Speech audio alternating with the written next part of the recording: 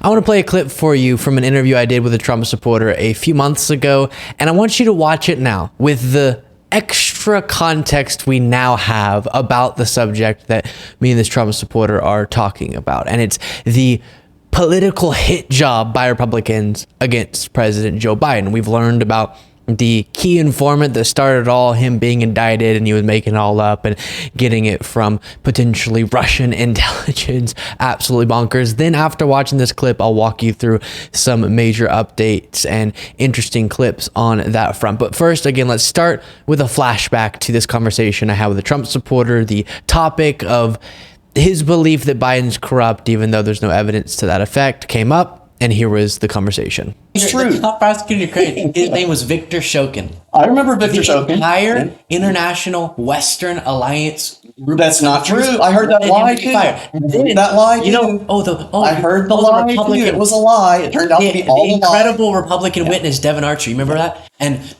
James Comer's like, oh, Devin Archer. Don't forget Tony Bobulinski is another one. There's a whole bunch of them that are going to be tested. I'm going to finish this point. If it's the last thing I do, Don.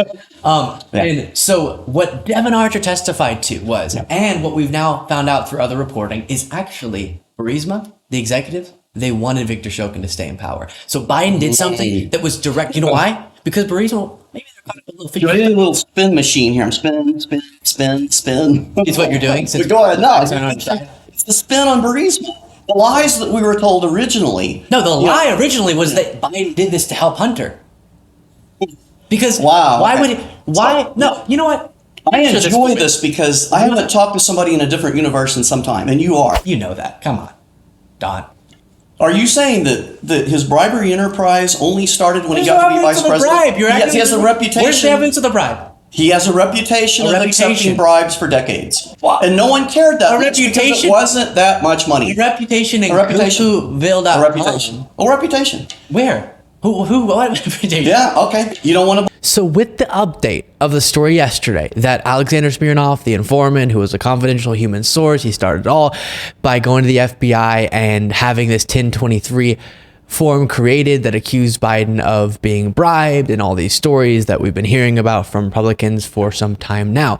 And think about the misinformation and the power of it as it traveled from person to person. You have, with the update yesterday, potentially Russian intelligence giving this story to Alexander Smirnov, fabricating it, feeding it to him. He feeds it, adds some flares to it, feeds it to the FBI.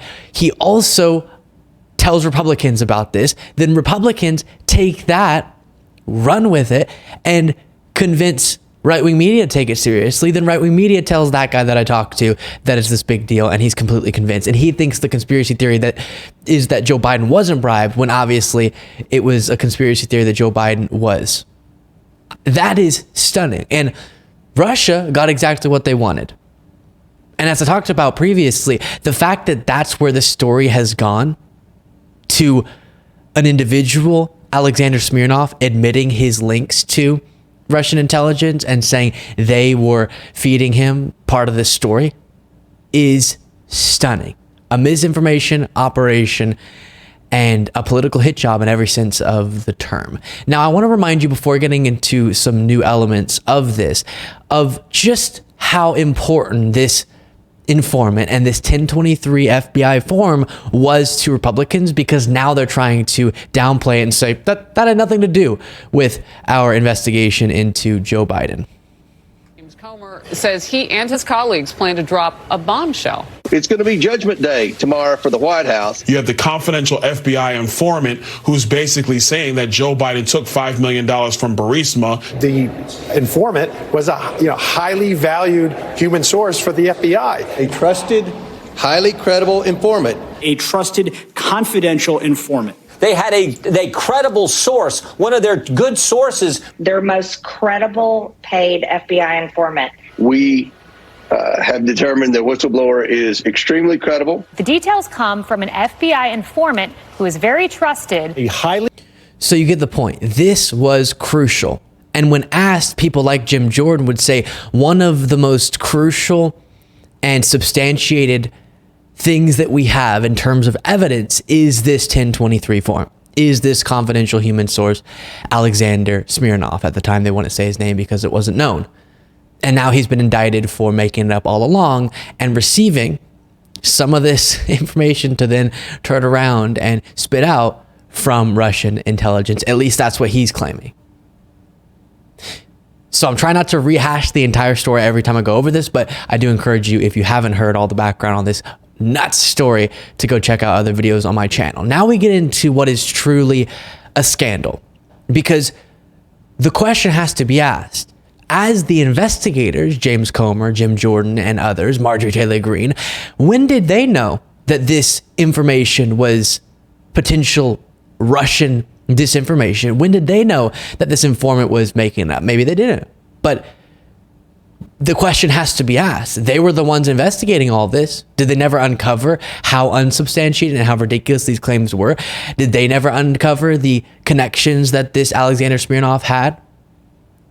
And so the scandal went from, at least Republicans were trying to make it a scandal, that Joe Biden maybe was corrupt, to Republicans, because they're so obsessed with trying to hurt Joe Biden politically, that they are working alongside the interests of Russia and taking their false stories about Biden and running with it. That's the scandal now. And here's Robert Garcia, Democratic congressman, pointing that out. Well, I agree that we have a lot of unanswered questions, but I mean, the biggest question to those of us on the committee, and I think, and our chairman, Jamie Raskin, has said as much as well, is why is James Comer working with possibly Russian intelligence agencies through this completely debunked theory? Why do we keep getting witnesses in front of our oversight committee that end up being Chinese spies or discredited people that are out there saying essentially lies that can't provide a shred of evidence against the president? So I get more and more worried every single day about what James Comer's motivations are in leading this whole impeachment discussion. And we cannot allow this scandal to be downplayed.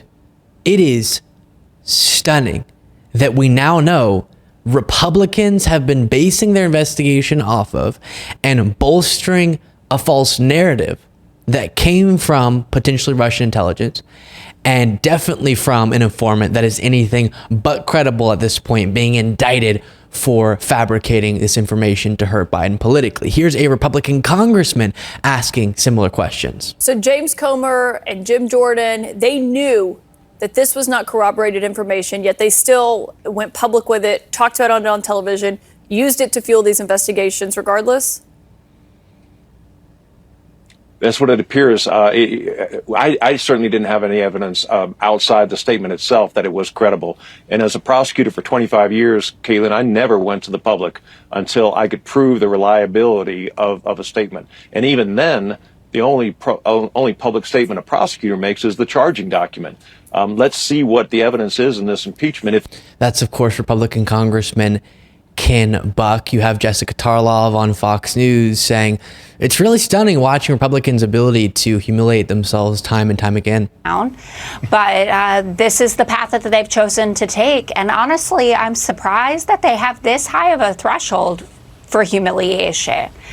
Yeah, that is absolutely the case. And there needs to be accountability, at least in the public, because they have spent years bolstering these claims, and for it to come to this conclusion is honestly beyond what I thought was possible.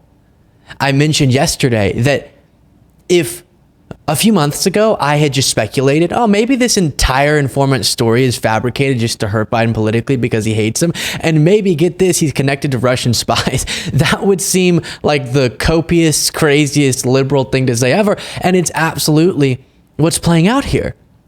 So Republicans don't get to lie about Biden and convince a very large portion of the country, if you look at polling, that Joe Biden's corrupt, and then just move on from it, as they're trying to do.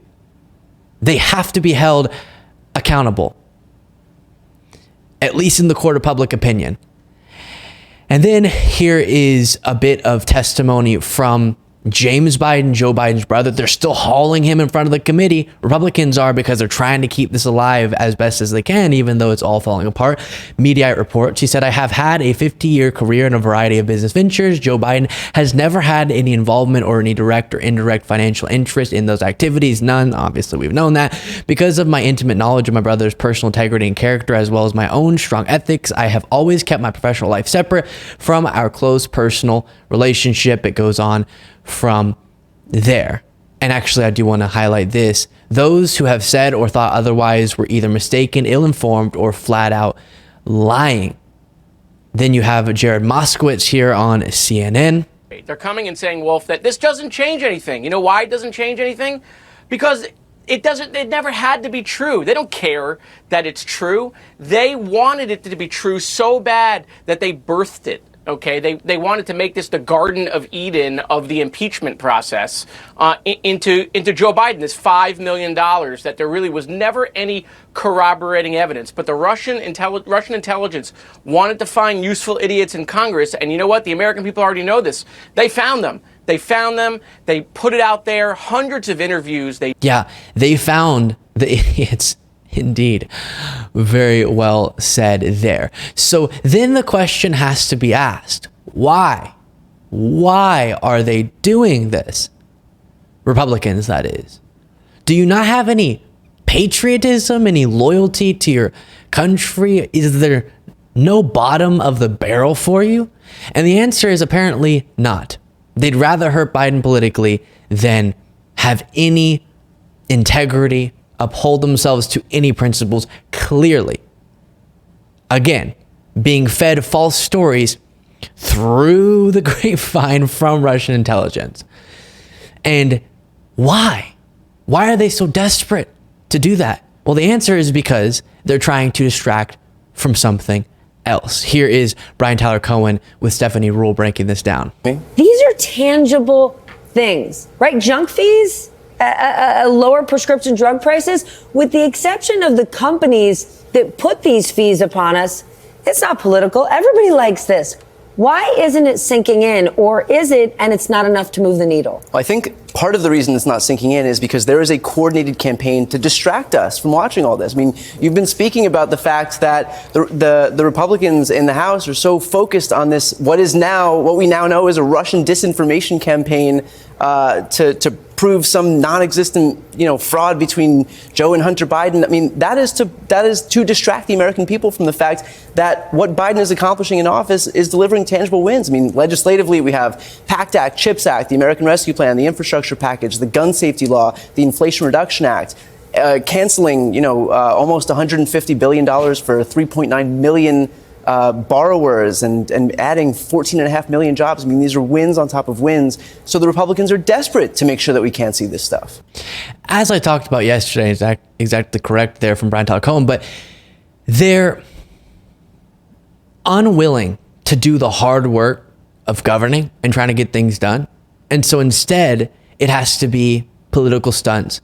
And then to try to prevent people from understanding that Republicans in Congress are just not accomplishing things for them. And Joe Biden and Democrats in Congress absolutely are. They have to do things like this. And I think a part of this is on media coverage, I think, even though I wish the source of it, Republicans, would stop it. But as long as they are behaving in this way, trying to distract from the real accomplishments of Joe Biden and of Democrats and sometimes of some bipartisan Republicans, as long as they're doing that, the media has to cover it accordingly. And I've watched too much of this. All right, here's what Republicans are saying. And I guess technically there's no evidence, but here's a long clip of them explaining why they think Joe Biden's bribed. And moving on to the next story. And this next story is going to be about Joe Biden's age and Joe Biden's age and Joe Biden's age and Joe Biden's and never really taking the time to both emphasize the absurdity and inaccurate nature of Republicans' investigation, while also covering the fact that Joe Biden has been one of the most successful presidents in modern American history. People won't know that if you don't tell them about it as the media, because most people are relying on different media outlets to inform them on what's going on. And so there has to be a better job of covering stories like this, where Republicans are fabricating a whole lot of mumbo jumbo while Democrats are focused on actually doing some stuff with all their flaws, trying to actually do some stuff for people and racking up a long list of accomplishments. And that has to change going forward. It seems like the media falls into the trap over and over, and there's a gazillion headlines that sort of make it seem like Joe Biden could be corrupt because there's a lot of allegations. I don't know, a lot of allegations. And technically in paragraph 3, there's no evidence, but you know, a lot of allegations. And that's the game that's being played here. One more Jamie Raskin moment to show you. So, but your promotion of a bribery scheme was false. Not at all. So he doesn't see it the way you do. What's your reaction? Well, I've often thought with my friend Mr. Jordan that speed and coherence are not the same thing. And he was talking real fast there, but I couldn't really understand what point he was making. Look, Smirnoff was at the heart of the entire Yes, and goes on to make the points that I made over and over again. And I love that he points out speed and coherence are absolutely not the same thing, especially with Jim Jordan. It reminds me of that clip of Jim Jordan getting asked about his phone calls, his communications with Donald Trump on January 6th. And he's like, yeah, I was out. I call him all the time. I call him today. I call him yesterday. Did I call him on January 6th? I may have called him January 6th. Was it in the morning? Was it the afternoon? Was it the evening? I don't know. And it was just a strange, historic moment. Make sure you are subscribed to the YouTube channel. You can become a member at lukebeasleyshow.com/membership.